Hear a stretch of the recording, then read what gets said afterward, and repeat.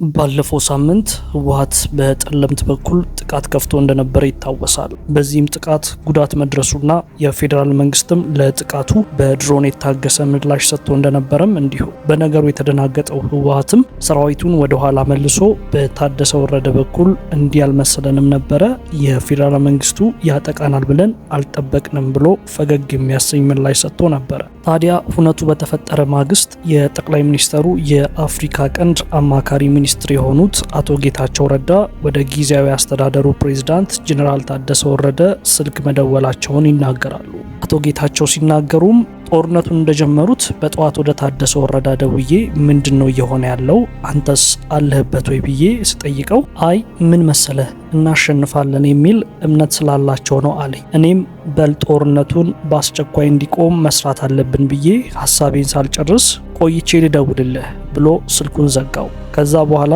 በተደጋጋሚ ብደውልለትም ስልኩንና ኢሜሉን ስለዘጋው ማግኘት አልቻልኩም። ታደሰ ወረደ በውሳኔያቸው ያልተሳተፈና የማያውቅ መስሎ ቢያናግረኝም በደንብ ያውቅ እንደነበረ እርግጠኛ ነኝ። ከ4 ቀን በኋላ ደውል ብለውት ነው መሰል ወደ ጠቅላይ ሚኒስተሩ ደውሎ እኔ በዚህ ውሳኔ ላይ የለውበትም ብሎ ነገራቸው። ጠቅላይ ሚኒስተሩም እንደዛ ከሆነ እንዲህ ብለህ በመግለጫው ተናገር አሉት። እሱም እሺ ብሎ ከተሰናበተ በኋላ በትግራይ ቴሌቪዥን ወጥቶ መከላከያ የሚተኩስብን አልመሰለንም ነበረ፣ ትኩረት ያጡ ጥያቄዎቻችን ትኩረት እንዲያገኙ ብለን ነበር የተንቀሳቀስ ነው ብሎ ተናገረ።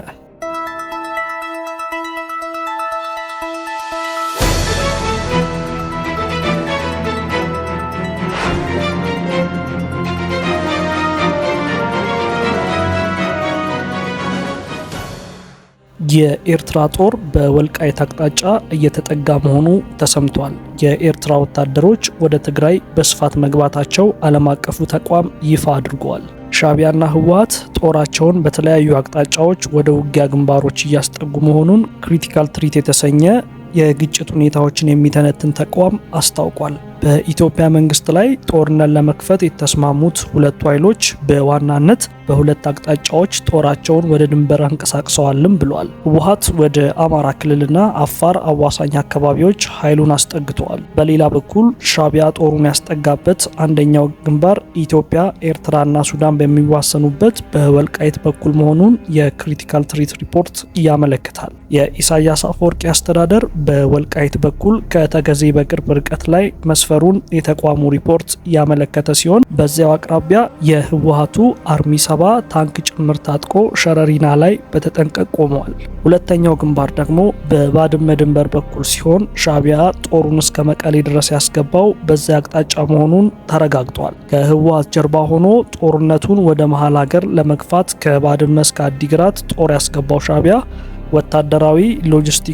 ወታደራዊ ሎጂስቲክሱን በትግራይ መዲና መቀለ ከተማ አስገብቷል ተብሏል። የሻዕቢያ ጦር መቀሌ መድረሱን አዲስ ይፋ ባደረገው መረጃ ያረጋገጠው ክሪቲካል ትሪት በአካባቢው ወታደራዊ ተሽከርካሪዎች እንቅስቃሴ መኖሩን ጠቁሟል። ህወሓት ወደ አማራና አፋር አዋሳኝ አካባቢዎች ያለ የሌላ ኃይሉን ሰብስቦ ሲያስጠጋ ሻዕቢያ ከጀርባ በታንክ የታጀበ ጦር ከባድመ እስከ አዲግራት እያስገባ ነውም ብሏል። በተመሳሳይ በኢትዮጵያ መንግስት በኩል ከፍተኛ የወታደራዊ ኃይል እንቅስቃሴ ወደ ትግራይ ክልል አዋሳኝ አካባቢዎች እየገባ መሆኑን ተቋሙ ጠቁመዋል። ከፋኖ አማጺዎች ጋር ውጊያ ላይ የነበረው መከላከያ ሰራዊት ከሰሞኑ ከአንዳንድ የአማራ ክልል አካባቢዎች ለቆ ወደ ትግራይ አዋሳኝ ቦታዎችና ወደ ኤርትራ ድንበር እየተጠጋ መሆኑም ተሰምቷል። በአንድ ጎራ በተሰለፉበት ሻዕቢያና ህወሓት በኩል የጦርነት ዝግጅት እየተደረገ ያለው በኢትዮጵያ ግዛት ውስጥ መሆኑ ሪፖርቱ አመላክቷል። ከህወሓት ጋር የተቀናጀው ሻዕቢያም አይቀሬ ነው ለተባለው ጦርነት እየተዘጋጀ የሚገኘው በኢትዮጵያ ድንበር ውስጥ መሆኑ ተቋሙ በካርታ አስደግፎ ያወጣው ሪፖርት ያመለክታል።